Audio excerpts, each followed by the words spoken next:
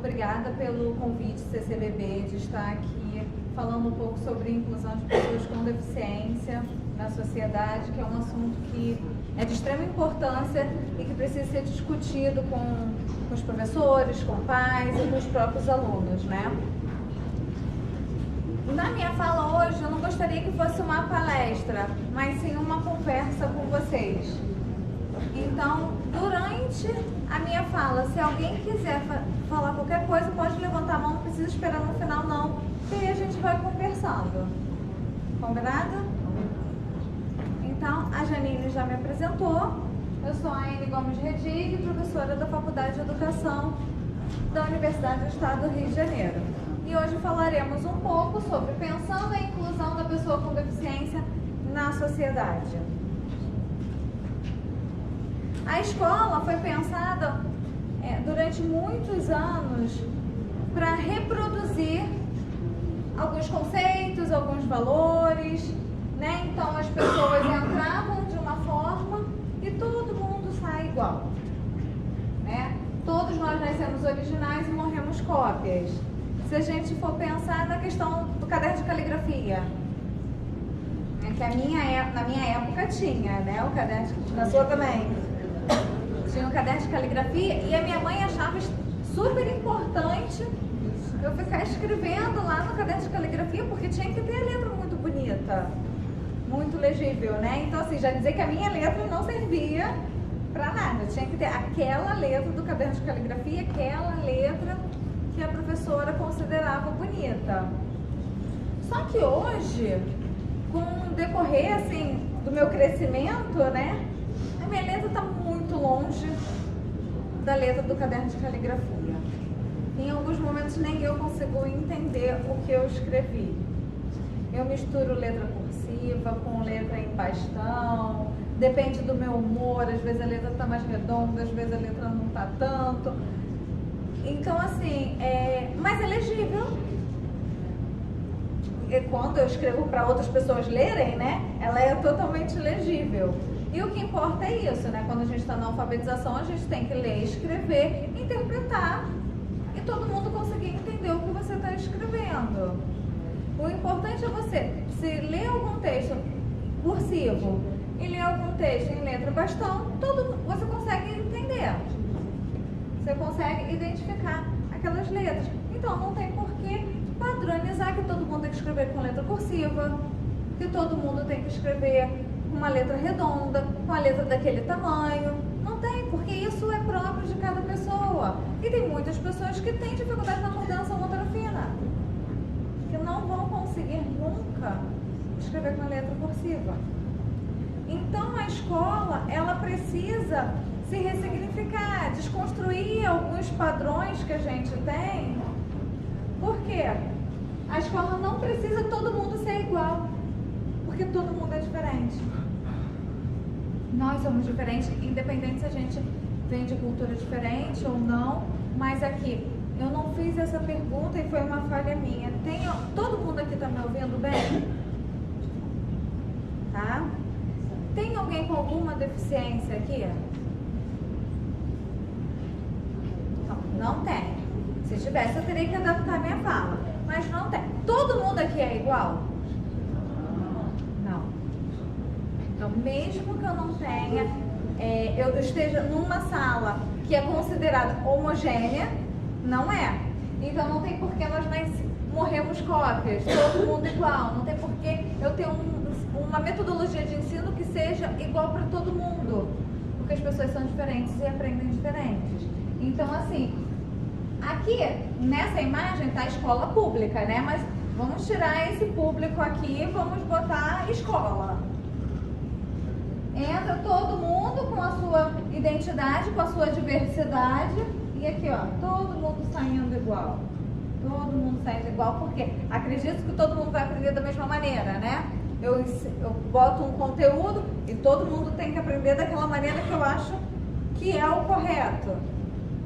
E não é assim. Eu tive um aluno, já na faculdade, que ele dizia que até hoje, quando ele escrevia com uma letra que ele achava que não era bonita, ele arrancava a folha e copiava de novo. Porque durante muitos anos, pegou toque, porque durante muitos anos a professora falava, sua letra feia, arrancava e mandava fazer de novo. Então, até hoje, mesmo que ninguém pegue no caderno dele, ele tem esse hábito. Por quê? Porque durante muito tempo você teve essa prática que todo mundo tem que ser igual, todo mundo tem que aprender a ser igual. E hoje, quando a gente pensa a sociedade na forma diversa que ela tem, ela não é assim. Quando a gente entende como é a sociedade, ela não é igual. O que muitas vezes fazemos como professores sem nem pensar assim muito, né? No cotidiano a gente acaba fazendo.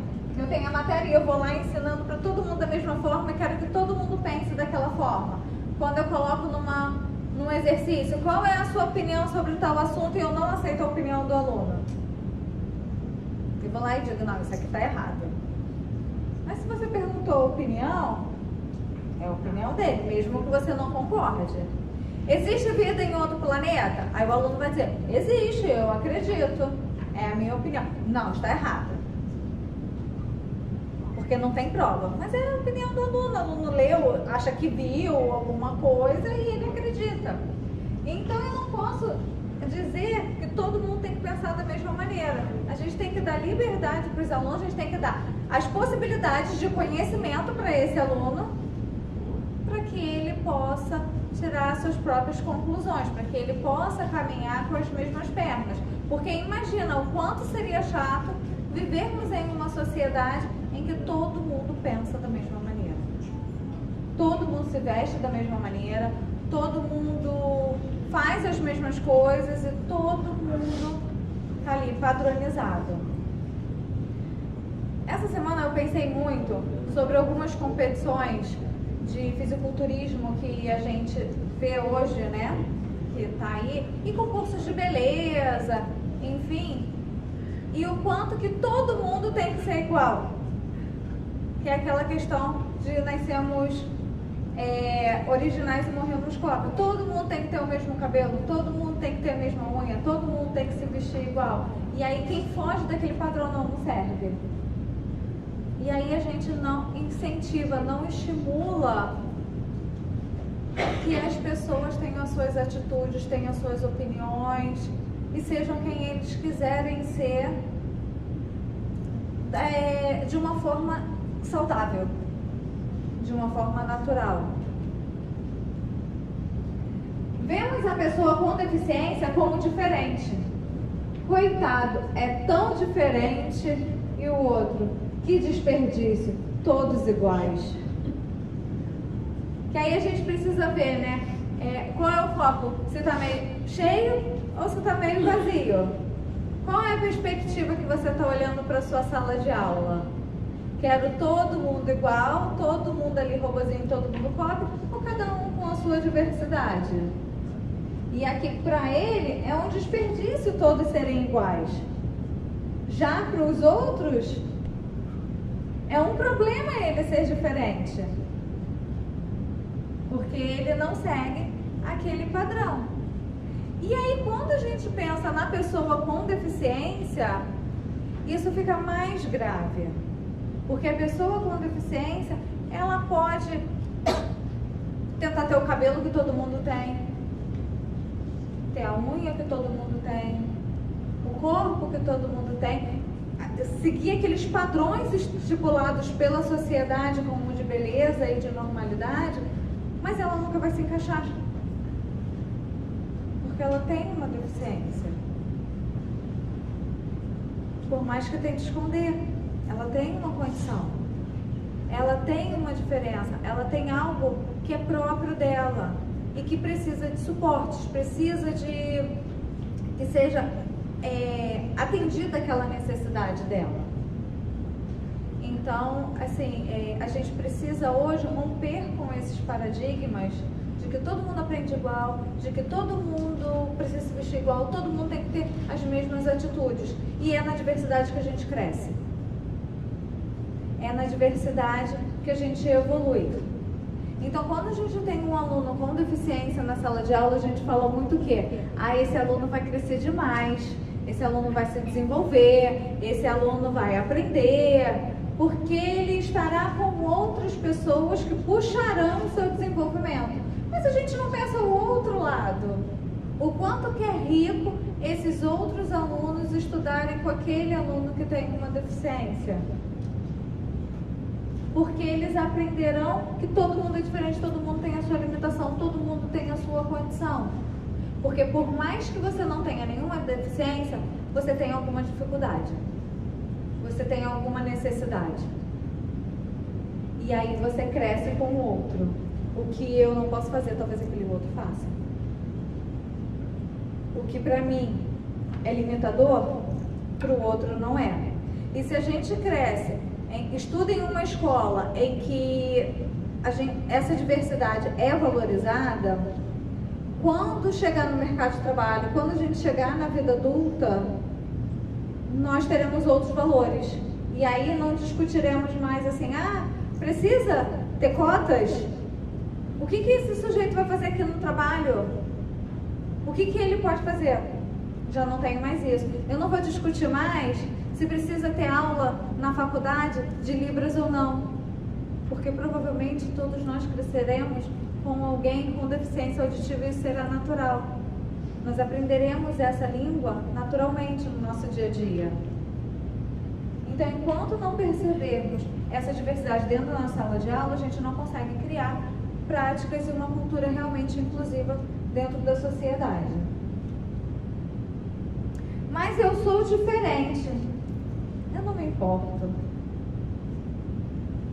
Né? Mas a gente só consegue não se importar se a gente rompe com os nossos preconceitos, se a gente constrói novos valores de sociedade, se lá desde pequenininho a gente percebe que todo mundo é diferente e cada um tem o seu valor. Então eu não me importo de ter um amigo, um namorado, estar no mesmo ambiente, um colega, o que seja, que é diferente de você. E se a gente for pensar, por que o casamento é tão difícil? Porque você vem de famílias diferentes, de culturas diferentes, de histórias de vida diferentes. E você se une com uma pessoa e está disposto a lidar com os defeitos dela, com o pensamento diferente dela e com as qualidades também. Então a gente vai se ajustando. A mesma coisa a gente tem que fazer na escola. Se a gente faz no nosso cotidiano, nós como professores também temos que ver nossa turma como uma diversidade e ajudar os alunos a viver nessa diversidade. Todo mundo é diferente e ninguém é tão perfeito. E aí a gente pode entender que todo mundo é diferente e ninguém é tão perfeito quanto você. Ou assim, todo mundo é diferente e ninguém é tão perfeito. Todo mundo tem defeitos e qualidades. Não é isso?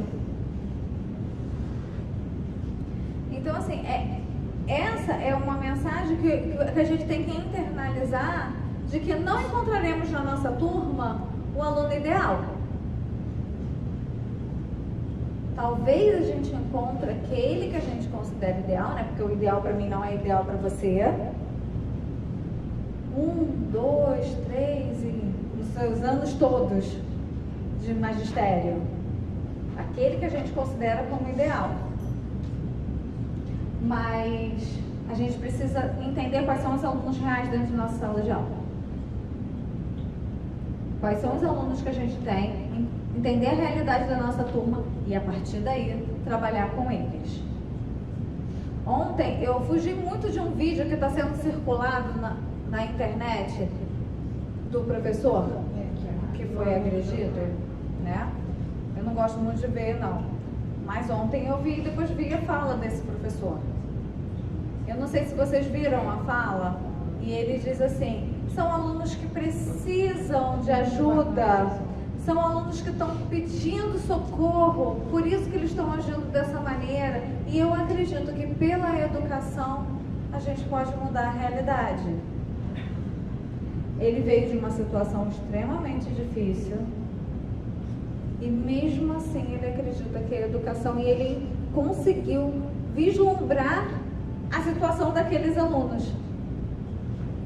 E aí talvez ele consiga desenvolver algum projeto, alguma coisa para ajudar esses alunos. Em vez de ele ter dito assim, esses alunos não merecem estar aqui, esses alunos são rebeldes mesmo. Esse próprio atitude dele na hora das coisas foi tranquilo. Ele teve ali uma postura, né, que muitas vezes eu fiquei pensando assim, será que eu teria? Como uma situação dessa, eu fiquei muito nervosa. Ficou muito nervosa. Foi calmo. Ele conseguiu ter um controle que eu não sei se eu teria. Uma porta também.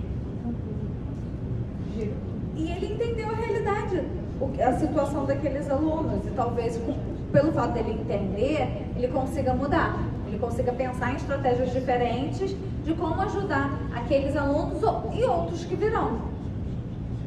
Mas para isso, eu preciso entender que ninguém é perfeito e qual é a realidade, de onde esses alunos vêm, para eu tentar mudar a minha postura, né, e ajudá-los. Nós precisamos acreditar que pela educação a gente pode transformar a realidade, ajudar esses alunos.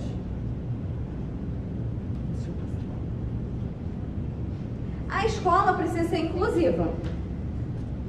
A escola precisa estar aberta para todo mundo. A escola precisa ter estratégias e práticas pedagógicas inclusivas que atendam às diferenças de todo mundo. Porque hoje eu sei que todo mundo é diferente, que todo mundo aprende de uma maneira diferente. Então eu preciso ter material em braille, eu preciso ter intérprete de libras, eu preciso ter toda uma acessibilidade física e pedagógica que dê conta dessa diversidade que a gente tem dentro da sala de aula. Então, quando a gente fala de inclusão, a gente fala de inclusão escolar, social, laboral e de vida. Porque o que a gente observa muito é que se discute a inclusão escolar. Mas o que ele faz quando sai da escola? Quando ele fica adulto? A escola precisa ser um ambiente em que facilite, que auxilie a inclusão na vida desse sujeito, e não só a construção de conhecimentos acadêmicos. Porque sucesso na vida acadêmica não significa sucesso na vida, sucesso profissional. Quando vocês chegam lá no mercado de trabalho, tá lá no mercado de trabalho, e aí você conseguiu ascender, né? E agora você é chefe lá da empresa. E aí, alguém te pergunta assim, como é que era o seu boletim na escola? Você tirava 10 em matemática? Como é que é? Ninguém pergunta isso. Ninguém nem se lembra mais da tua vida acadêmica e escolar, né? E sucesso na vida, para mim é uma coisa, sucesso na vida para você é outra coisa. Hoje, com as redes sociais, né, a gente acaba associando sucesso na vida com o dinheiro. Mas não é. E para cada um, isso é diferente, né? E aí a gente precisa entender essas escolhas de cada pessoa. E a escola precisa ajudar nessa inclusão social, laboral e vida. E com isso a escola precisa ter a parceria da família. Porque sem a ajuda da família, eu não consigo incluí-lo na vida, na sociedade e inclusive no mercado de trabalho. Porque para ele poder fazer escolhas de qual caminho que ele trilhará quando sair da escola, eu preciso do suporte da família. Né? Eu preciso que a família também auxilie no empoderamento desse sujeito, para que ele possa escolher. Porque se eu não deixo nem escolher qual sorvete que ele quer tomar, qual roupa que ele quer vestir, eu vou lá e escolho por ele, porque eu considero que ele não tem a capacidade de escolher. Como é que ele vai escolher a profissão que ele quer seguir? O que ele vai fazer na vida? Se ele quer trabalhar, se ele quer ter uma família, se ele quer fazer um curso superior, se ele quer fazer um curso técnico. Se a família nos ajuda a empoderar esses sujeitos, a escola também não consegue muito. Então, a escola precisa estar em parceria com a família para trabalhar os diferentes aspectos. E eu penso muito que a escola precisa ser um caminho de transição. Tem que ser uma escola de transição para a vida, para a construção de valores, para a possibilidade de escolhas do que você quer seguir. Porque hoje a gente pensa na escola, quando você vai botar seu filho na escola, o que você pergunta? A primeira coisa que pergunta lá na educação infantil. O que a gente pergunta? Oi? O que você quer ser quando crescer? Qual é a colocação dessa escola no Enem? É boa a colocação dela? Ou não é? A pergunta que você fez, a pergunta, a escola. Porque a gente pergunta a escola quando você vai matricular seu filho. Eu entendi que era criança. Não, você pergunta lá na escola. Você está procurando escola, você pergunta assim, qual é a colocação dela no Enem? Se é uma escola grande, né? Às vezes a gente inicia numa escola pequenininha. Mas assim, se for uma pequenininha que tem alfabetização, todo mundo sai alfabetizado aqui? Como é que é o processo? Você já começa a ensinar com 3 anos? A escrever o nome completo?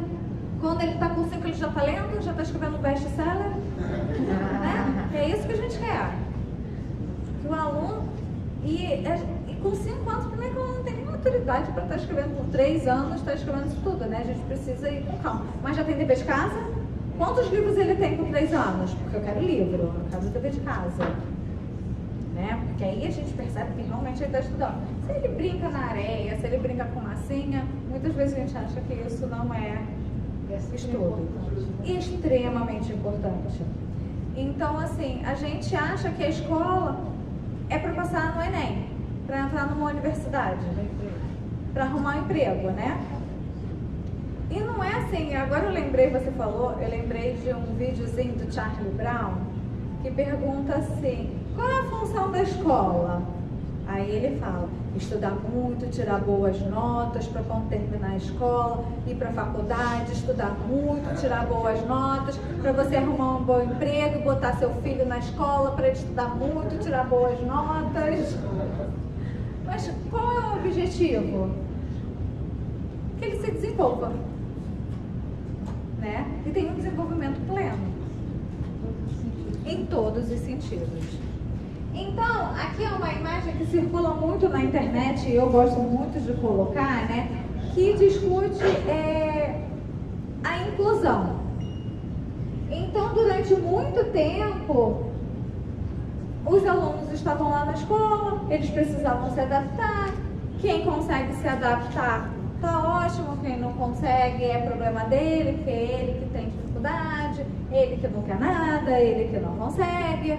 E aí veio a questão da inclusão, né? Inclusão não é tratar todo mundo igual. Então eu dou as mesmas condições, dou o mesmo lápis para todo mundo, dou os mesmos exercícios para todo mundo, pronto. Estou dando as mesmas oportunidades, isso é inclusão. Inclusão não é isso.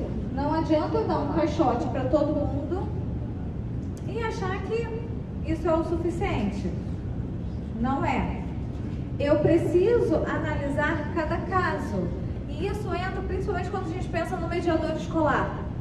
Ah, eu tenho um filho com deficiência, então ele precisa de um mediador. Ela tem um filho com deficiência, precisa de um mediador. Nem todo mundo precisa de um mediador.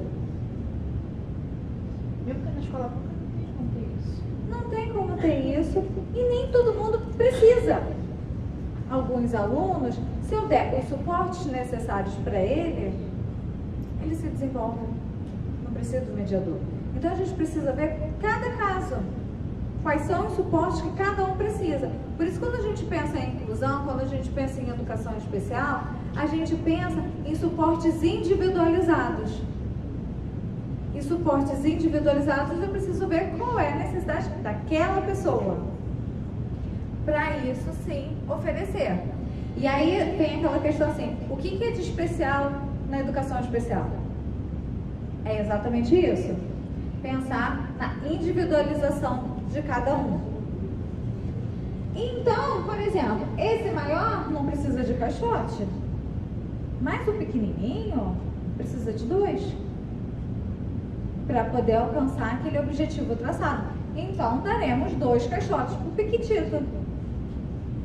porque assim ele consegue assistir o jogo. O outro sozinho vai, não precisa de ajuda.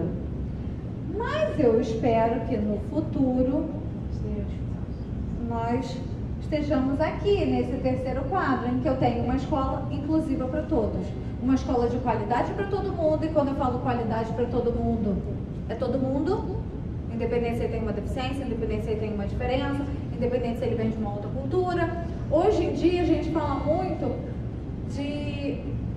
das pessoas que estão aqui no Brasil em situação de refúgio, né? E essas pessoas estão chegando na escola com uma cultura diferente, com línguas diferentes. E aí eu vou dizer o quê? Não, agora aqui todo mundo fala português. Olha, você quando entrar por essa porta, você vai falar português, vai escrever em português. Se ele nunca teve contato com essa língua, se ele não sabe o que é, eu preciso dar o suporte necessário para ele naquele momento, para ele poder aprender a língua, para ele mostrar o que ele aprendeu nos seus anos de escolarização, e a partir daí ajudá-lo, e ele vai. A partir do momento que a gente rompe com essa necessidade que ele tem naquele momento, ele vai. Então eu espero que no futuro a gente esteja aqui numa escola aberta para todo mundo, uma escola de qualidade para todo mundo. E aí a gente fala muito do desenho universal da aprendizagem, em que eu tenho materiais, em que eu tenho livros adequados para todo mundo, em que tenha suporte de Libras, em que tenha em Braille, em que tenha atividades diferenciadas para cada um. Mãe, seu filho tem um sério problema de retardo. Ele tirou outro 0 no exame de voo. O filho peixe nunca vai conseguir voar, mas ele consegue nadar. Ele tem outras habilidades que a professora pássara não está observando. Que a professora pássara quer o quê? Ele voa. E é isso que está sendo avaliado para ele. Mas aqui ele está fadado ao fracasso. Ele nunca conseguirá voar. Nunca. E aí a gente já coloca assim: olha, você não vai ser nada na vida porque você não voa. Olha, o que você quer? Porque você não está nem se esforçando. Você só tira 0 na prova de voo.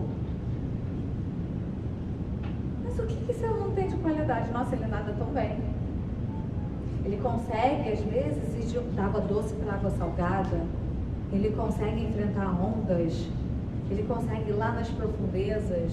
Mas consegue nadar raso também. Quais as qualidades que ele tem? Porque muitas vezes a gente pega um laudo e a gente vê assim: esse aluno tem isso, isso, isso. Pronto, ele não pode fazer isso, não pode fazer aquilo, não pode fazer aquilo outro. O que ele sabe? A gente não pergunta: quais são as suas qualidades? Quais são as suas habilidades?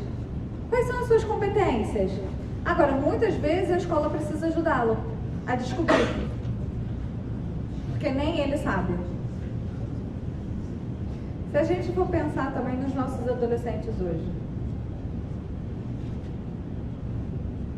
que estão perto para fazer o vestibular, muitas vezes eles não sabem nem quais são as habilidades dele, o que eles gostam de fazer, o que eles querem fazer, o que eles se identificam. E aí por isso que a gente precisa fazer toda uma orientação vocacional. A gente precisa trilhar com eles todo um caminho para eles poderem se descobrir. Nossa, eu gosto disso. Tem essa carreira, eu nem sabia que existia. Eu posso fazer isso, que legal. E aí cada um vai se identificando. Agora, se eu boto todo mundo para voar, eu não consigo descobrir todas as habilidades que nossos alunos têm. E prova é uma coisa que, assim, a gente sabe que tem que ter, Enem tá aí, né? Para reforçar, para aprovar, tem a prova Brasil, prova sei lá o que, e todas essas provas que a gente passa. Então a escola tem que trabalhar com prova, né? Mas assim, prova é uma coisa que é muito cruel, porque eu como professora escolho a matéria que eu quero colocar na prova. e daquela matéria o que eu quero que ele tenha aprendido. Às vezes ele aprendeu várias outras coisas e não caiu. Às vezes ele sabe todas as exceções, mas o que caiu foi a regra e a regra ele não sabe. Mas ele pode ter colado tudo e tirou uma excelente nota e a professora acha que ele aprendeu tudo. Ele pode ter dado sorte do que ele estudou, caiu na prova. Então, prova não avalia, nota não avalia ninguém. Infelizmente, é o sistema que a gente tem. Mas a gente pode também fazer, além da prova, uma avaliação contínua, né? E ver o desenvolvimento desse aluno para além daquele momento da prova. Vamos supor que o aluno sabe tudo. Aí, naquele dia, o peixinho dele morreu. E aí, ele ficou chateado. E aí, ele se deu mal na prova. Eu sempre conto uma história da minha sobrinha, que foi estudar inglês com o Tigre. E foi estudar na véspera da prova, né? E tinha pouco tempo para estudar, e eram 3 capítulos que ela tinha que estudar, só deu tempo de estudar um. Quando chegou na prova, só caiu questões desse um capítulo. Mas deu super bem, acertou todas. Se caísse nos outros, ela não teria. E ela é boa? Não, ela deu sorte de que caiu. Ela sabe que ela não aprendeu aquele conteúdo. Ela foi lá, estudou de véspera, aprendeu o que dava para aprender e se deu bem. Então, prova é uma coisa, fala, meu. Eu tenho um caso, quando eu estava no ensino médio, eu tinha muito, não precisa, acho que está no meu filho, né? Esse caso me marcou muito porque hoje eu faço história e na época eu tinha muita dificuldade com química. Eu estava para fazer o vestibular, desesperada, porque eu não entendia nada e em algum momento eu ia ter que fazer. Somos duas. Questões de química, pois é. E aí, quando chegava o dia da prova, geralmente eu tinha febre, eu passava mal, de verdade, eu não conseguia sair da cama. Eu tinha pavor, eu não queria fazer a prova. E isso dava um reflexo no meu corpo mesmo. E aí eu tirava 3, tirava 2, não conseguia passar disso. Aí o professor viu a situação. Um dia ele me pegou assim no corredor e falou: olha, eu tenho uma lista de exercícios para você fazer em casa. Faça. Aí fiz, entreguei, ele me devolveu corrigida com nota. Ele, essa era a prova que você perdeu na primeira fase. Não era. Eu fazia sempre segunda chamada. A primeira fase foi essa aqui, a primeira chamada era essa. Eu vou passar a fazer isso com você, vai ser o nosso segredo. Você vai fazer do seu jeito. Não entenda isso como uma prova, são os seus exercícios. Eu vou avaliar os seus exercícios. E aí eu consegui passar no 3º ano. Nunca mais esqueci esse professor, foi o nosso segredinho. Mas se não fosse ele, eu tinha reprovado o 3º ano. Não ia fazer o vestibular, não ia estar na faculdade que eu queria estar hoje, que é a História. E aí isso me marcou muito, e acho que tem muito a ver com isso, assim. Ele conseguiu ter a percepção de qual era o meu problema naquele momento. E ele entendeu que não era um problema com a química, que eu consegui entender. O problema era a avaliação e a forma como ela era feita. E aí isso me marcou muito, eu levei para minha vida. Esse professor foi bem sensível, né? E quando a gente fala de inclusão, ter um olhar diferenciado para o aluno. E não necessariamente só com o aluno que tem uma deficiência. Porque aí o aluno que tem uma deficiência tem uma desculpa, eu posso olhar de forma diferenciada, mas todos os outros eu vou tratar igual. Não é isso. É ver a necessidade que cada um tem. Ele sabia o teu potencial e ele só pôde fazer isso porque ele te conhecia. Porque ele olhou para você, ele te conheceu, viu quais são as suas dificuldades para poder pensar, com a Marina eu posso fazer dessa maneira, porque ela vai. E aí ele deu o suporte que você precisava para se desenvolver. E é exatamente isso, é ter um olhar diferenciado. Não necessariamente ter materiais adaptados, mas como eu posso trabalhar com aquele aluno de uma forma diferenciada? Qual é o olhar diferenciado que eu preciso ter? Ou então, mesmo que você fizesse com todo mundo, qual é o olhar diferenciado na hora de corrigir essa prova que eu posso ter com ela? Entender qual é o caminho que ela construiu para chegar naquele resultado. E não simplesmente saber o resultado final. Ah, não era 7, era 11. Pronto, tá errado. Não aproveitou nada da prova. Não aproveitou nada da prova. E isso é extremamente, assim, é uma sensibilidade extrema.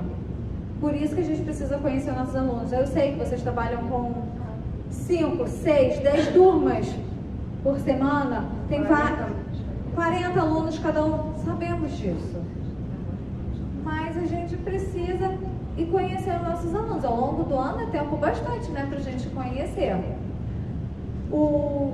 Se a gente não consegue ter o tempo suficiente dentro da sala de aula, vamos conversando com os professores. Como é que é essa turma com você?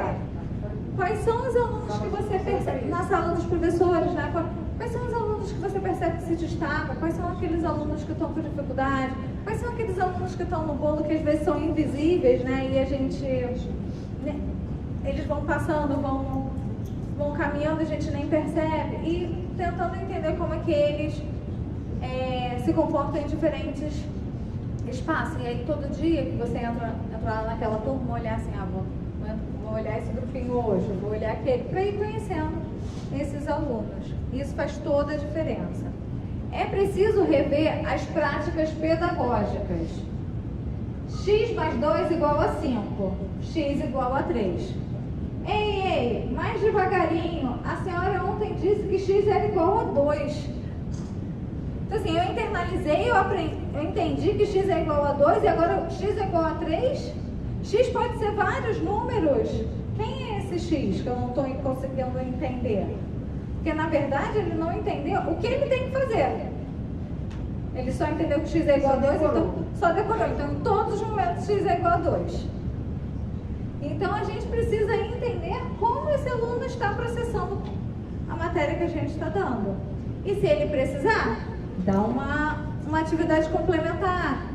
Se ele precisar, dá uma pesquisa, uma atividade alternativa, mais atividades para ele ter um tempo maior para aprender aquele conteúdo. Ou se ele tem altas habilidades, eu posso dar mais coisas para ele aprofundar naquela matéria que ele tanto gosta, no que ele se identifica, né? Pensar diferentes estratégias.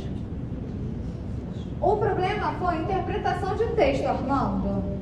Então, você não soube interpretar a pergunta.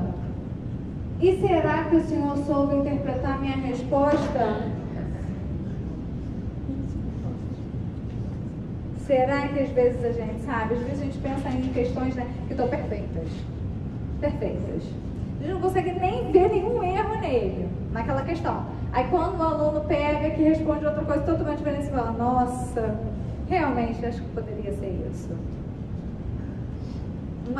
Logo nas primeiras turmas que eu dei aula, eu botei uma questão que era para os alunos colocarem o verbo relacionado àquela ação.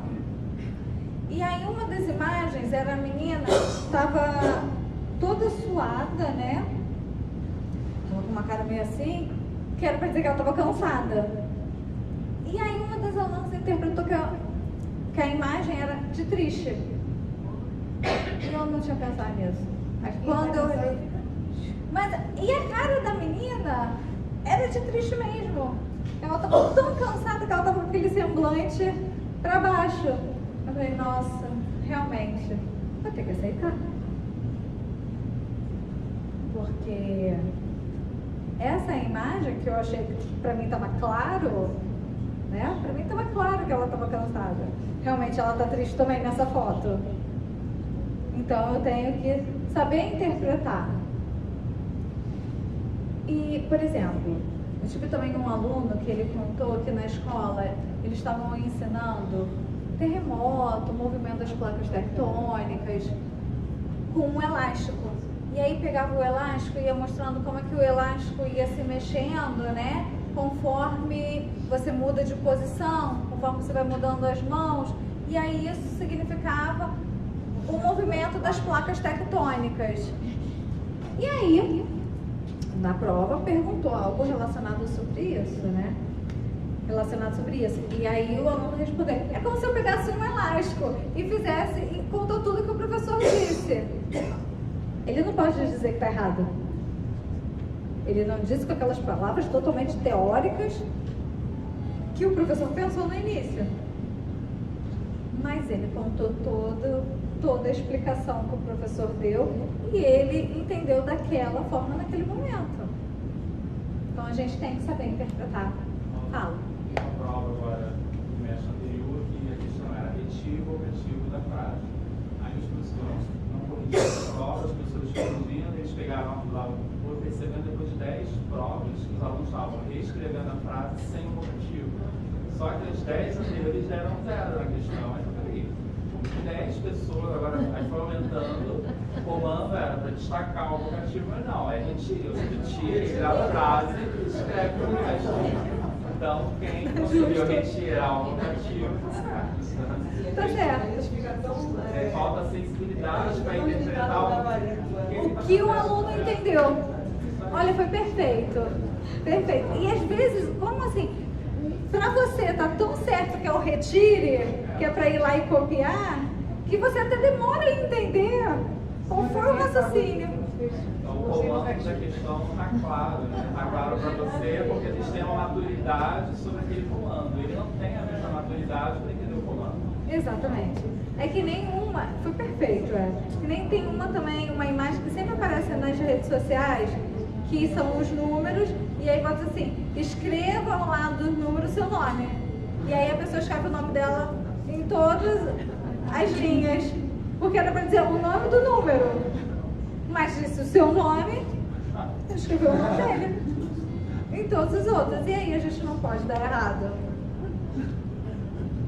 Mas aí vai você falar para o professor que houve um equívoco, o professor tem que também ter essa humildade, porque geralmente é muito egocêntrico.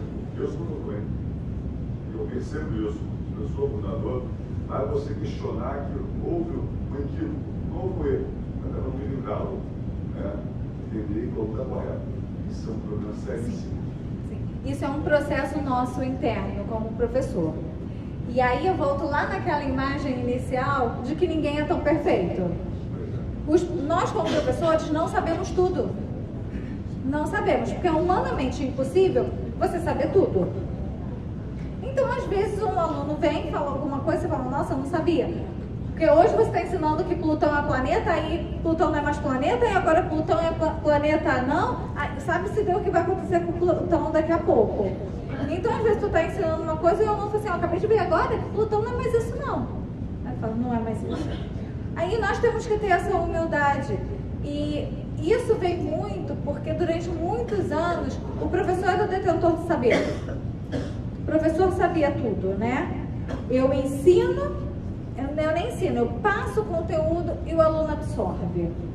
Se nós entendermos que a prática de sala de aula, essa ação, né, na sala de aula, é uma coisa que acontece numa via de mão dupla, eu ensino e aprendo, o aluno aprende e me ensina, aí eu começo a ver o meu trabalho de uma maneira diferente, começo a ficar mais humilde, né? E uma coisa que eu sempre falo, gente, não é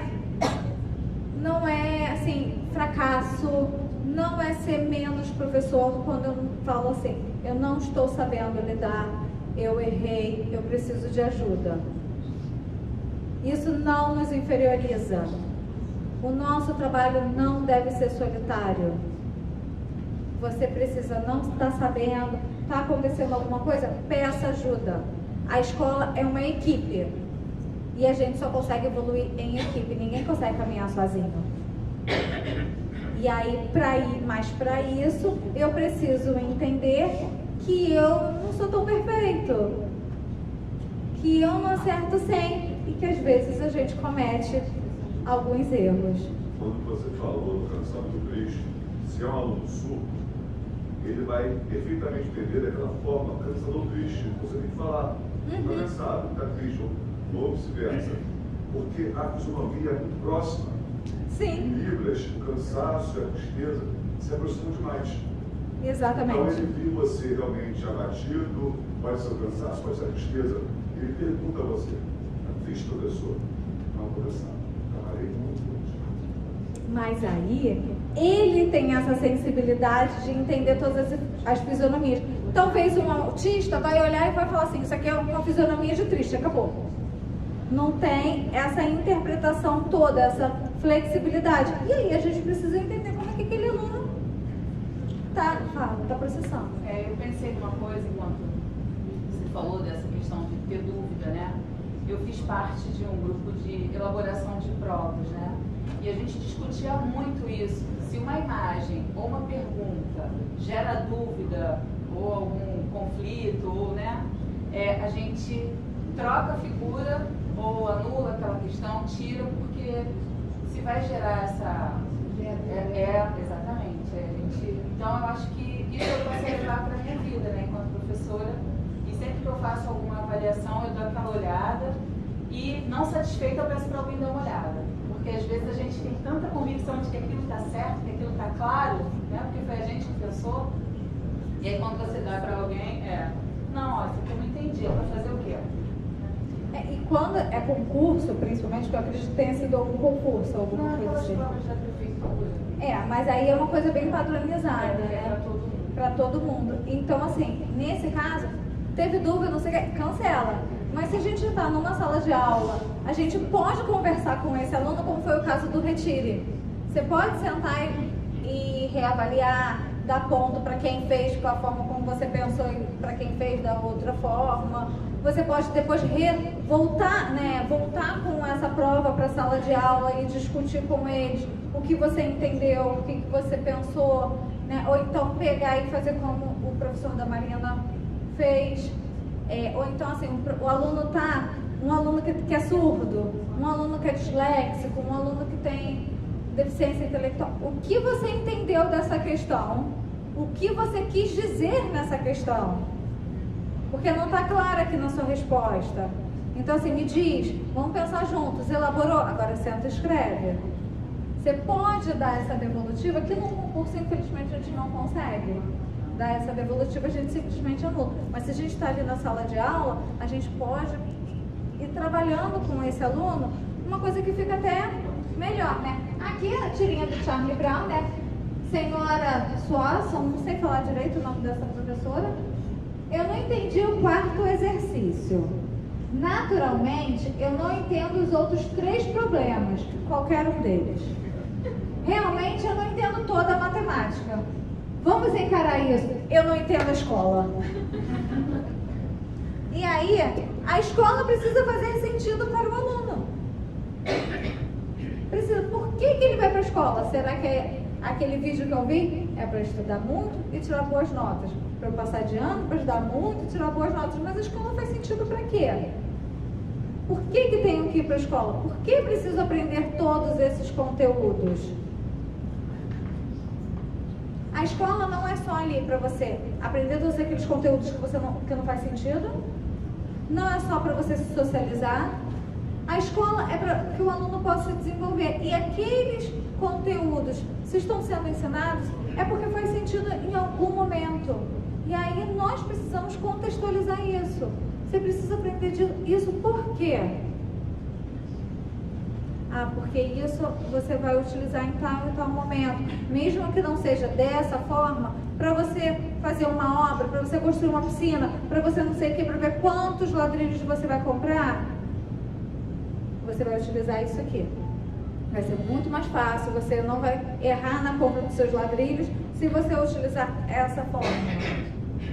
Porque muitas vezes a gente trabalha e a gente fala assim, isso aqui serve para quê, gente? Isso não faz sentido no meu dia a dia. Então vamos mostrar, isso serve para isso. Isso foi pensado para isso. Para fazer um bolo, você tem que medir tudo direito. Para fazer um bolo, você precisa medir tudo certinho. E, gente, os alunos não aprendem tudo. Ninguém, porque nós não aprendemos tudo, infelizmente. Talvez, se nós duas voltarmos para a escola e tentarmos aprender química, hoje nós, assim, estamos mais maduras. Talvez aquela matéria faça sentido para a gente hoje. Nunca saberemos, porque nós não voltaremos, né? Isso já é uma página virada. Então, assim, isso é uma coisa que nunca saberemos. Mas, talvez, fizesse alguma diferença, né? E eu estava conversando com uma professora que falou que os professores, uma coordenadora, que falou que os professores da sua escola estavam reclamando que tinham alunos com deficiência chegando no ensino médio. E aí falava assim, eles não deveriam estar aqui, porque eles não conseguem aprender seno e cosseno. E aí eu passei a semana inteira perguntando para as pessoas, você aprendeu seno cosseno? Você aprendeu seno cosseno? Porque eu até lembro da fórmula, mas lembro da poesia, lembro não sei o quê, mas aprender seno e cosseno eu não aprendi. Sei nem para que serve isso. E aí eu perguntei para várias pessoas, todo mundo não aprendeu. Coitado, acho que nada foi, então, né? Os outros. E assim, tipo, aquele aluno não deveria estar no ensino médio porque ele não consegue aprender seno e cosseno. E aí a gente para para pensar, será que todos os outros alunos estão aprendendo seno e cosseno? Será que a gente, assim, aquele aluno que não aprende porque ele tem uma deficiência, aí assim, ele não aprende por conta da deficiência, ele não deveria ter a oportunidade de terminar sua escolarização. Mas nós, que não temos nenhuma deficiência ali no laudo, né, não somos laudados, também não aprendemos tudo. Não aprendemos química, não aprendemos seno e cosseno. Nós estamos caminhando aqui com a nossa vida, não é? Do seu jeito, nós caminhamos. Não escolhi química para viver, não escolhi matemática para viver. E aí cada um vai encontrando sua habilidade e vai seguindo sua vida. Então, assim, às vezes a gente exige demais daquele aluno que tem uma deficiência, que ele precisa saber tudo, ele faz a prova em um outro espaço, ele faz uma prova adaptada com um escriba, com não sei o que nem colar ele pode, porque se a gente não sabe, a gente cola, a gente leva a nossa colinha, a gente cola do outro, a gente chuta, a gente deixa em branco, a gente faz tudo. O aluno que vai fazer a prova em outra sala, com um escriba e tudo, não tem direito a nada. Essa questão da inclusão social, né? Porque para você ser safo na hora da prova, para você colar na hora da prova, para você tentar ver por outra forma como você vai resolver aquela questão, é uma habilidade social. É uma habilidade da vida. Não é isso? E se a gente não desenvolve isso na escola, a gente só pensa no acadêmico, o aluno também não consegue. E a gente não dá nem essa oportunidade. Então a escola precisa fazer sentido para o aluno. Sem isso, ele passa, fala. Não caso, Corte. a gente repensa a nossa prática, né? Tem uma colega, elas são gêmeos, foram para uma sala e em um dado momento, a professora de matemática, independente do português, do que pode dizer, chamou ao quadro e pediu para resolver uma questão. Ela ficou muito nervosa, ela conseguiu. A irmã, ansiosíssima, pediu, professor, eu posso ajudar minha irmã? A professora prontamente respondeu. Ela tinha na época 10, 11 anos. Não, ela se vira. Não é possível ser tão inteligente e ela tão burra. Ai, Essa menina hoje, ela é doutora em neurociência numa Universidade Federal. Das mais, vamos colocar aí o vocabulário bam aí, convidada para palestra, autora de vários artigos científicos. Está na ponta, eu não sei onde chegou a professora que denominou para uma burra. Esse é o vocativo. Né? Essa burra não resolve a questão, pode sentar. Ela fala, ela me chama, ela fala, a próxima, eu não me esqueço, eu faço uso hoje da matemática, eu tenho que fazer dados estatísticos para mensurar isso, mas toda vez que eu vou resolver, eu lembro daquela cena. Ela hoje já tem algo próximo a 50 anos. Isso foi, para mim, fez uma diferença enorme na minha vida. Eu não consegui, nunca esqueci. Não conseguiu superar, né? E... Ela estava superando muito bom. Ela conseguiu dar continuidade, fazer uso da matemática, enfim, mas ela não esqueceu. Então, quando a gente fala com um aluno, a gente pensa que passou aquela palavra, o significado, mas um idiota, um burro, incompetente, uma besta, tal, seja. Tem um telefone incomodando, hein? Mas fica pro resto da vida. Fica. E assim, o professor, ele é referência do aluno. Então, se você não acredita no aluno, o aluno pode também não acreditar nele. Ele fala assim, nossa, se aquela professora não acredita em mim, não vou desenvolver. Ou então fala assim, não, vou mostrar pra ela que eu vou ser diferente, que eu não sou aquilo. E aí cada um internaliza de uma maneira própria. Fala, Janine. Então, eu tive no núcleo de segunda, no nosso pós, eles têm um núcleo da UNAC, né? Núcleo de apoio à pessoa com necessidade especial. E aí, quando você falou de que você não é uma pessoa solitária e tal, né? Tem muito dessa coisa de que não dá pra você trabalhar sozinho, isso é uma disciplina, né? Você tem que, enfim, vai pra campo, senão a criança não se desenvolve. E aí, o professor lá estava falando que eles têm, né, uma ficha de avaliação que eles marcam, né, para todo mundo, né? Tem isso de os objetivos serem alcançados naquele mestre, né? E eles se juntam, se organizam para fazer uma ficha específica para os alunos que têm algum tipo de deficiência e tal, que é uma lista mais realista, né? Por exemplo, lá, já é uma conquista se o aluno conseguiu, sei lá, terminar uma atividade inteira numa aula só, enfim, né? E pensar que essas conquistas, né, são acessíveis, que isso tem que ser combinado, né? Porque não dá para você poder padronizar isso também, né? Então eu achei muito legal o que eles fizeram lá na área. E é o trabalho em equipe. O que acontece?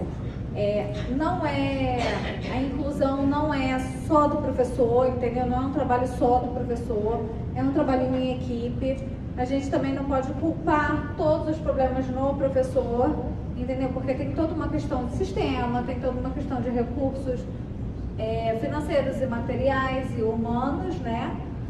Mas é preciso a gente comer, assim, a gente precisa comer o mingau pelas beiradas, né? A gente precisa lutar por melhores condições de trabalho, a gente precisa lutar por uma formação adequada, a gente precisa lutar para que tenha materiais adaptados e necessários e adequados e suficientes para eu poder dar aula, né?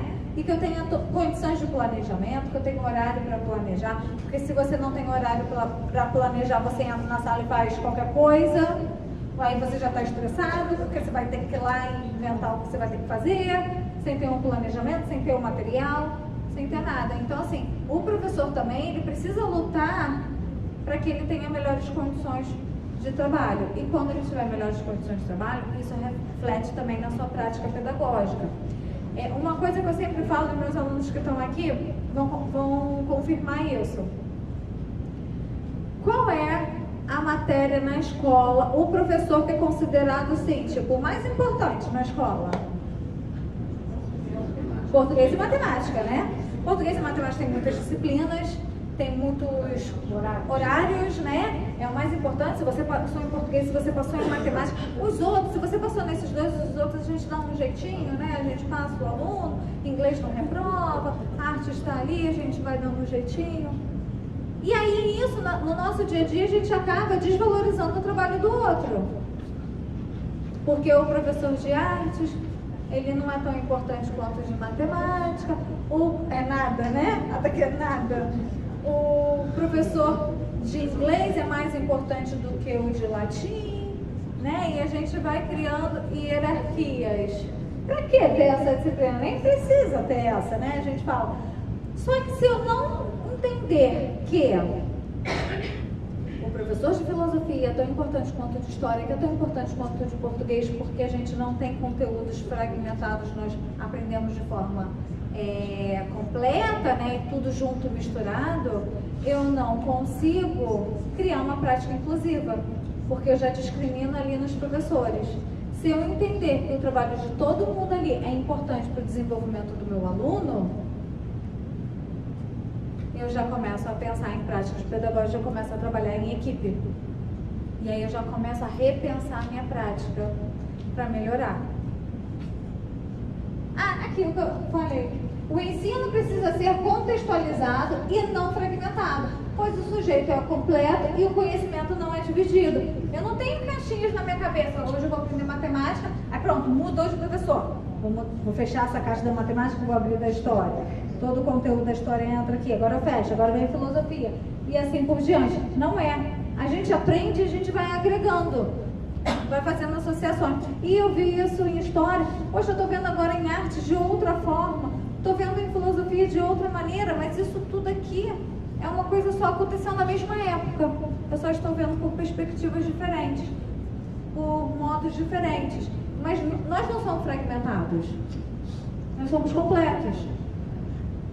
Então, a gente precisa entender que a nossa prática precisa ser interdisciplinar, que eu preciso trabalhar com todo mundo, eu preciso trabalhar junto, preciso entender que todo mundo é importante. Fala. Mas o que você falou realmente, isso é uma questão que a gente precisa muito discutir isso na escola. Às vezes nós vamos para o conselho de classe, os professores estão lá se matando, vulgarmente falando, porque quem vai aprovar, quem vai reprovar, o aluno desenvolveu, não desenvolveu. E às vezes, estou falando da minha realidade, não vou generalizar. Eu fico observando os professores, às vezes de arte, de educação física, eles não percebem a importância que eles têm naquele processo e não se valoriza. Olha, ele pode até ter conseguido essa nota em língua portuguesa, mas comigo esse aluno está com alguma dificuldade. Você falou sobre a questão da coordenação motora fina. Aí eu sou professora das séries iniciais e eu tive uma aluna que eu não conseguia. Eu já tinha feito vários estímulos para ela não avançar e eu desesperada. Aí um dia eu chamei a professora de educação física, a gente numa conversa, e a gente não conseguiu essa aluna. Quando eu comecei a falar, é porque ela tem essa dificuldade motora, precisa ser trabalhado. E por que nos conselhos de classe a gente não discutia isso? Por que nas formações uma disciplina interfere na outra, positiva ou negativamente? Mas a gente precisa se empoderar da nossa disciplina. Sou professor, sim, dessa disciplina e ela tem uma relevância e defender.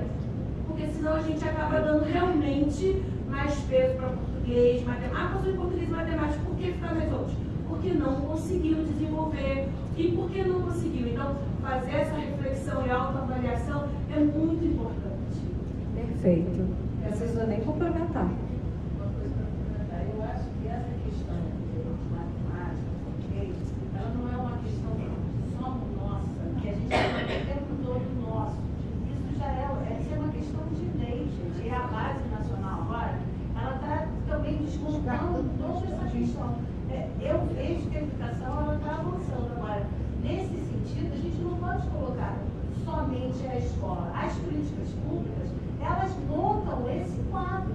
E quando a gente chega, a gente sabe que na escola, a quantidade de tempo que a gente tem para nos reunir, a quantidade de discussões que a gente tem num dia só de reunião, são imensas. Não está só na questão da inclusão. Então, assim, de fato, eu acho que quando você coloca lá naquele primeiro slide, que vamos tirar o nome público, vamos botar só escola, eu discordo um pouco de você. Eu acho que a escola, ela é diferenciada. A escola privada, a escola pública do interior, a escola pública do campo, a escola pública de Ipanema, a escola pública de Nilópolis, a escola pública não sei de onde. Então, assim, a gente, o que acaba, eu não sei, pelo menos é o que tem caído assim, para mim, é que a gente, professor, acaba tendo que resolver tudo, né? E aí, quando a gente não tem estrutura, quando a gente não recebeu formação, eu estou aqui por licencianos, aqui do meu lado, entendeu? Quando a gente não teve formação para isso, a gente de fato vai chamar o aluno de burro, ou alguma coisa, porque aquilo, às vezes, a gente se sente, eu acho errado isso, eu jamais chamaria um aluno, mas eu fico pensando o que passou na cabeça dessa professora, entendeu? Não é possível, se a professora teve um mínimo de formação, como ela vai tratar o outro assim, né? Sim. Então, assim, são tantas as questões que às vezes eu fico, mas eu acredito na escola, entendeu? Eu acredito na escola, eu acho que essas ideias estão se transformando um pouco, né? A gente já saiu do século XX, estamos no século XXI, e agora, realmente, as políticas públicas, elas não nos ajudam em nada. Mas por isso que eu falei da gente comer um mingau pelas beiradas. Né? Porque a gente precisa lutar por melhores condições de trabalho. A gente precisa lutar por implementação de políticas públicas que nos ajudem. Entendeu? Não é só o nosso trabalho dentro de sala. Não é só o professor, mas é o arquiteto, é o engenheiro, né? É o político, é tudo. Por isso que eu falei, é um trabalho em equipe. Só o professor dentro de sala de aula, ele não dá conta. E aí ele fica frustrado, ele entra em burnout, fala. Só para essa coisa de trabalho em equipe, eu acho que os propor trabalhos em grupo, um tipo de conscientização desde as idades mais básicas, para que eles entendam essa questão da inclusão como uma coisa social, né? Sim, e quando ele chega, quando a gente vai falar de adaptações curriculares, de adequações, principalmente quando ele chega lá para os seus 12, 14, 15 anos, eles já podem participar dessa construção de conhecimento. Quando a gente vai fazer lá o plano de ensino individualizado, perguntar para ele quais são suas dificuldades, quais são os seus interesses, onde que a gente vai trabalhar para você estar quando sair da escola, onde você está, onde você quer chegar, e ajudar nessa construção. Porque se o aluno não participar, a gente não entende que ele faz parte desse processo de construção. Então é um trabalho em equipe com o professor, com os diretores, se a gente tiver parceria de outros lugares, saúde, família e o próprio aluno. E é um trabalho que a gente vai fazendo de formiguinha mesmo, porque muita coisa vem para nos derrubar. Porque vem para nos derrubar. Quando eles tiram a filosofia e a sociologia como obrigatória, quando eles aumentam carga horária de uma disciplina e diminuem da outra. Mas nós precisamos, se a gente começa lá na nossa escola a entender que todo mundo é importante, a gente já começa a lutar de uma forma mais unida por melhores condições e não olhando só a minha matéria. Agora, é um processo. É um processo. Porque, na verdade, eu sempre digo que a inclusão, ela veio para mostrar que a educação não está boa.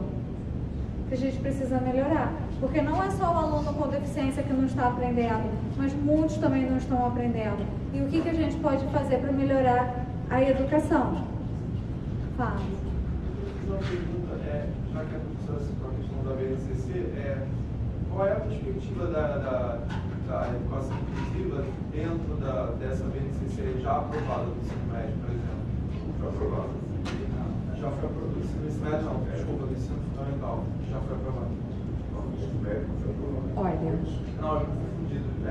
Do fundamental.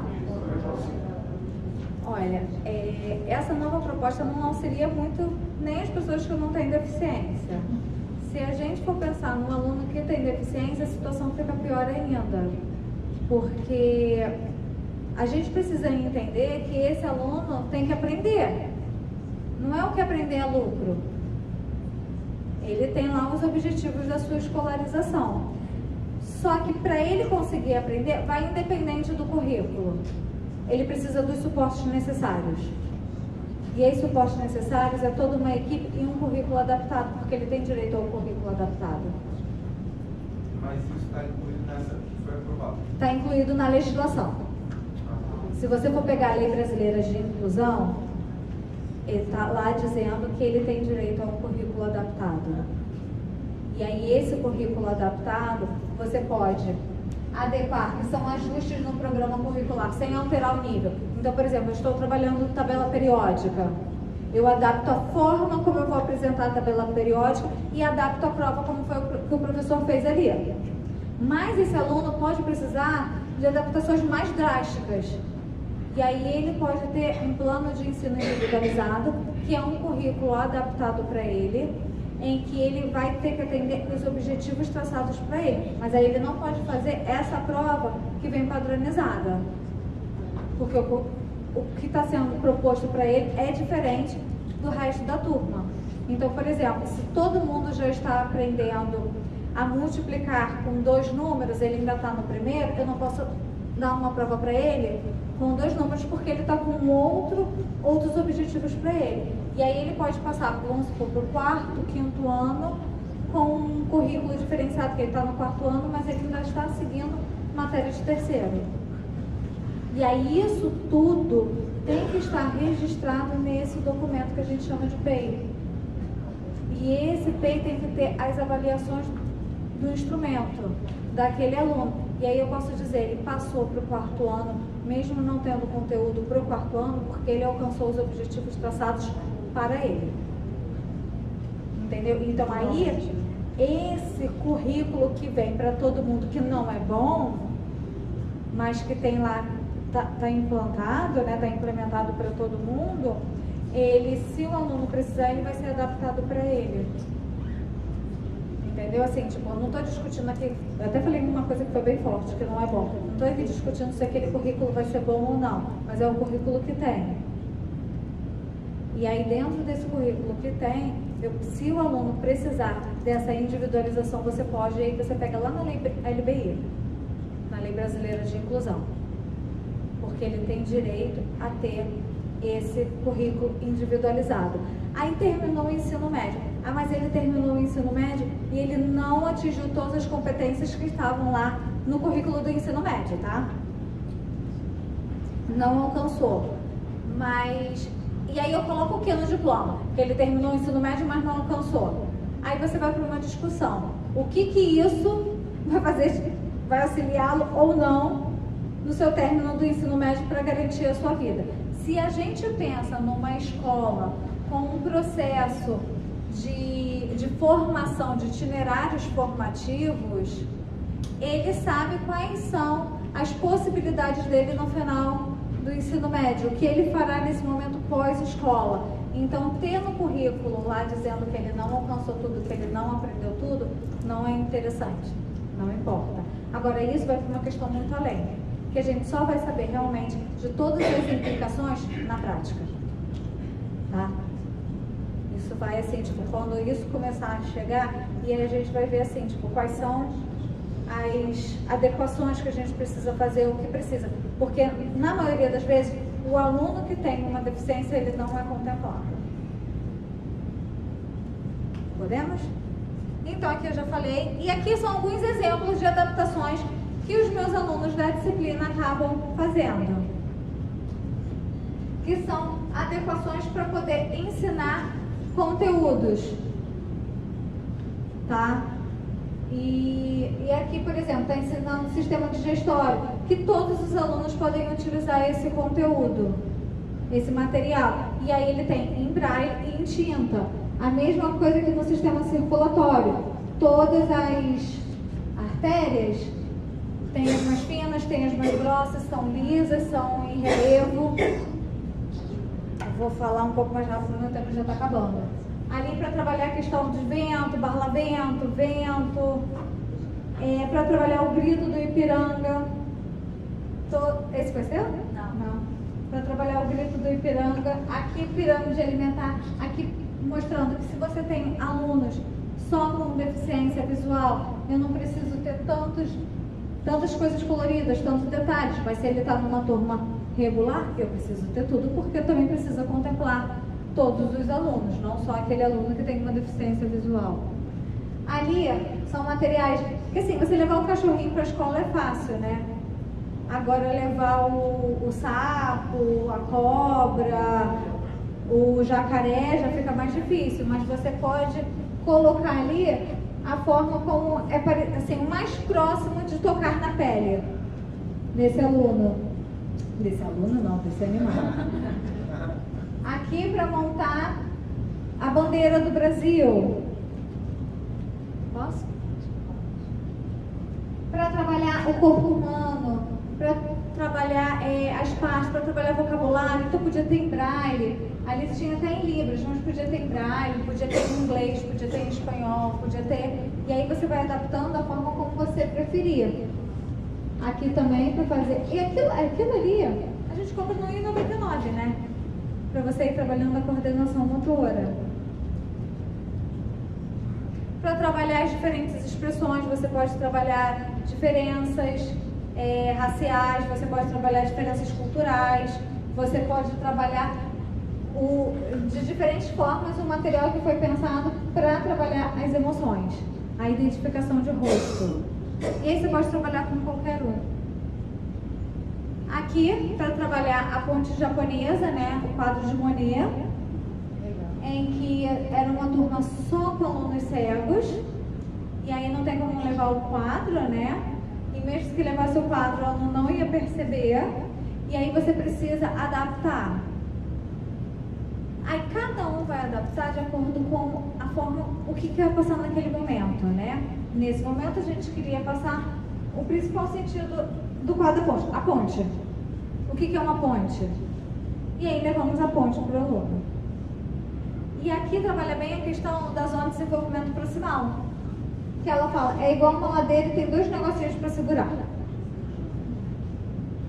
Foi o mais próximo que ela conseguiu chegar do que uma ponte. Se no dia seguinte ela andar na ponte Rio-Niterói, ela já não consegue segurar. Então ela vai ter uma outra percepção do que é ponte. A inclusão de pessoas com deficiências vai além da sua escolarização. Precisamos pensar na sua inclusão em outros aspectos da sociedade. É no esporte que a gente precisa pensar. É quando ele vai a um museu, em que ele pode tocar em algumas obras, ou não na obra, mas numa representação da obra, para que ele possa entender o que o pintor, o artista quis dizer daquela obra. Quando a gente pensa aqui no esporte, muitas vezes a gente não conhece muito. Quando nós tivemos a Paralimpíada, muita gente não quis ver a Paralimpíada, porque assim, se sente desconfortável quando você vê determinados atletas. E nós tínhamos uma propaganda que era assim, agora saem os atletas e entram os heróis, alguma coisa assim. Não tinha uma propaganda? Quando começou a Paralimpíada? Ninguém é herói. Todos são atletas, ali todo mundo era atleta. Então não saem os atletas e entram os heróis, continuam entrando os atletas, porque está todo mundo ali para superar sua marca pessoal, para bater um recorde, tudo. Ele treinou para aquilo. Então assim, ninguém é mais do que ninguém, mas está todo mundo ali tentando bater os seus recordes, superar as suas dificuldades e está ali. Mas muitas pessoas ainda tinham dificuldades de ir aos jogos. Pensar fora da caixinha é permitir que o sujeito com deficiência descubra e desenvolva o seu potencial. Se eu não permito que esse aluno vivencie, que experimente coisas novas, se eu não valorizo todas as disciplinas e todas as habilidades dentro da escola, eu não permito que esse aluno se desenvolva e descubra realmente no que ele é bom. Se eu só vejo que esse aluno não tem braço, que esse aluno não consegue fazer determinadas coisas, não vai escrever da forma como eu quero, não vai fazer isso, não vai fazer aquilo, eu não permito que ele descubra qual é o seu potencial, que é na arte. Que é pintar. Pinta com o pé, pinta com a boca, da forma como ele se sente mais confortável. Qual é a habilidade dele? Mas a escola precisa oferecer essas possibilidades para que ele se desenvolva. Senão ele não vai. Mãe narra jogo para filho deficiente visual e emociona. Não sei se vocês leram essa reportagem, em que a mãe levou o filho para o estádio e ela ia narrando todo o jogo para ele acompanhar. Deveria ter o suporte independente, né? Mas a mãe foi lá, a mãe resolveu o problema, a mãe deu lá o suporte para o filho dela assistir. Porque se não tivesse isso, ele não ia conseguir assistir, teria que sempre assistir no radinho. Mas a mãe foi lá e deu esse suporte. E isso é inclusão social. Isso é inclusão na sociedade. Eu vou para além do conhecimento acadêmico, eu vou além desse aprendizado, mas ele tem uma inclusão na sociedade. Que foi a mãe. E ao estádio, por exemplo. E ao estádio. A gente teve uma reportagem que eu não consegui achar, porque eu queria trazer essa reportagem também, que era do rapaz surdo cego, e aí tinha um amigo que ensinava, ia botando a mão dele para mostrar as estratégias, né, lá que estavam sendo usadas, não é estratégia que usa no futebol não, mas esqueci a palavra, lá as táticas e o que estava acontecendo, e tinha outro nas costas, também escrevendo, dizendo qual era o número do jogador, o que estava acontecendo, para ele poder acompanhar. Isso foram os colegas que estavam fazendo isso com ele. Então, assim, era o suporte necessário que ele precisa para assistir o jogo. E inclusão é isso. Se a gente não der o suporte, não vai. Deficiente visual, filha de Roger, ganha surpresa e sente o gol do pai. Eu consegui. Eu não sei se vocês viram essa reportagem do Globo Esporte, que ela é filha desse jogador e ela só ouvia que o Roger fez o gol tal, dessa forma, o Roger fez não sei o quê. E ela ia acompanhando pela locução, tanto que esse aqui é sempre o locutor que ela ouve. E aí fizeram naquela impressora 3D todo o passo a passo de como foi como que o pai fez a estática, né? Que ele passa por não sei quem, ele faz tal posição, não sei quem, faz o gol. E aí ela conseguiu entender tudo que ela ouvia de uma forma mais tática, assim, de uma forma mais prática, né? Mais no concreto, para que, literal mesmo, para que ela conseguisse entender. E aí ela ficou assim, foi o dia mais feliz da vida dela, que ela conseguiu ver mesmo como o pai fez o gol. A acessibilidade física é fundamental. Não adianta a nossa escola ser toda acessível se o entorno da escola não é acessível, se o aluno não consegue chegar, se o aluno não só vai para a escola, mas se o aluno não vai no teatro, se o aluno não pode ir à praia, se a pessoa não tem acesso aos outros espaços.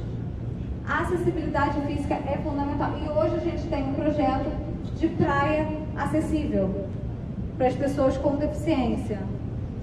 Museu acessível.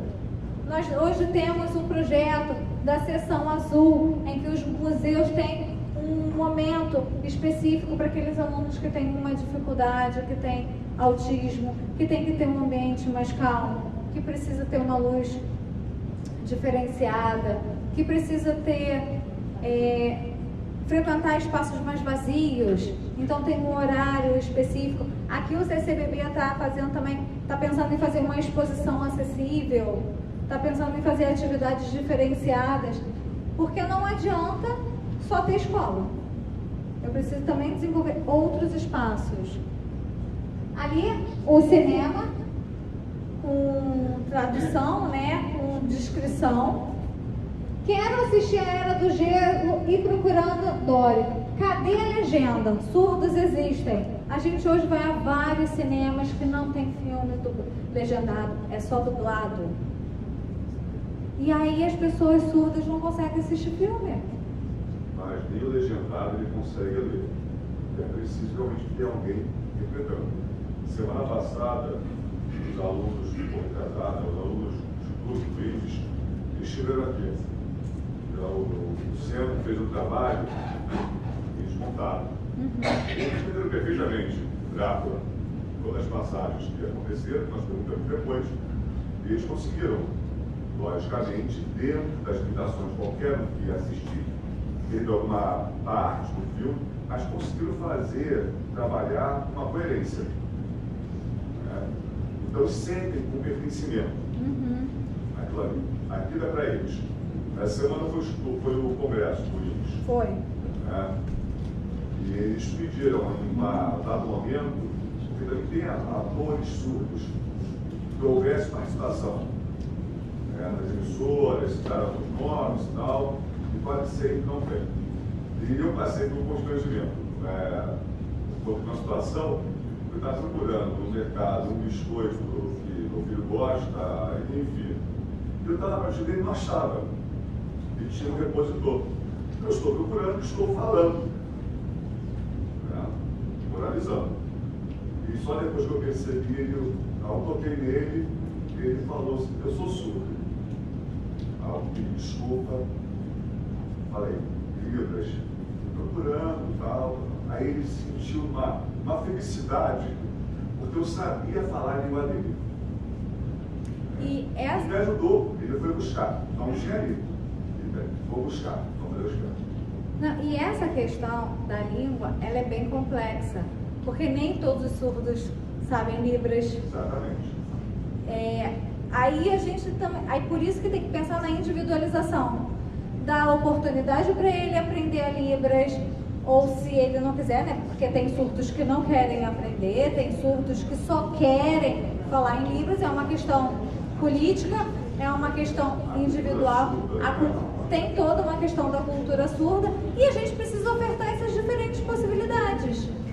Mas o detalhe é o seguinte, entre nós não é uma questão da surdez, né? Mas às vezes você tem uma situação que é um obstáculo também quando a família ela não aceita aquela limitação. Então você está sinalizando que existe, precisa procurar, acompanhar, trabalhar junto e a família se nega. Mas é por isso, é aquela grande questão que isso fica para um outro momento, mas de discutir também como a família se relaciona com aquela pessoa.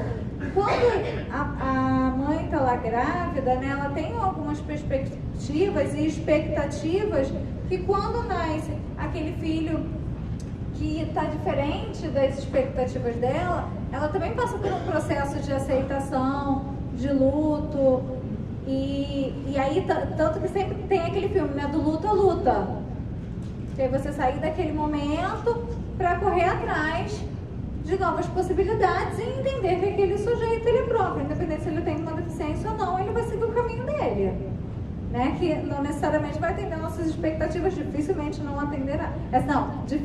atenderá nossas expectativas, né? Porque ele é uma pessoa diferente da gente. E aí a gente precisa, como escola, ir mostrando as possibilidades que aquele sujeito tem de se desenvolver, as possibilidades que aquele sujeito tem de poder decidir sua vida e escolher, né? Que a gente precisa instrumentalizar esse sujeito. Então, para a gente já encerrar, que meu tempo acho que já estourou, precisamos romper com os paradigmas existentes, pois só assim construiremos uma sociedade aberta à diversidade. É preciso desconstruir preconceitos. É necessário repensar a escola, o que queremos para nossos alunos. A escolarização vai além do ensino acadêmico, mas sim a oferta de possibilidades de aprendizagens para a vida, a possibilidade da escolha consciente do caminho que quer trilhar. É mudando a perspectiva, olhando para além das diferenças, necessidades, transformando dificuldades em capacidades, que conseguiremos construir uma escola realmente inclusiva. É olhar por outra perspectiva. Esse aqui é o teto do CCBB, né? Mas você pode olhar, e assim, quando eu olho isso, sabe o que eu penso? Naqueles fundos de garrafa, aquelas garrafas todas diferentes, todas trabalhadas. Então é você olhar diferentes perspectivas. Uma nave espacial. Então uma bússola, você ir olhando com outros olhos, não olhar aquilo. É isso e é só isso. Oi? Temos o direito a ser iguais quando a nossa diferença nos inferioriza. E temos o direito a ser diferentes quando a nossa igualdade nos descaracteriza. Daí a necessidade de uma igualdade que reconheça as diferenças e de uma diferença que não produza, alimente ou reproduza as desigualdades. Todo mundo é diferente e é isso que importa, é isso que nos faz crescer. Se ensinarmos as crianças a aceitarem a diversidade como algo normal, não será necessário falar de inclusão, e sim de convivência. E para encerrar, o meu muito obrigada. Vamos olhar sempre as coisas por outra perspectiva. O que está por baixo? Vamos olhar outro mundo com outros olhos. Muito obrigada.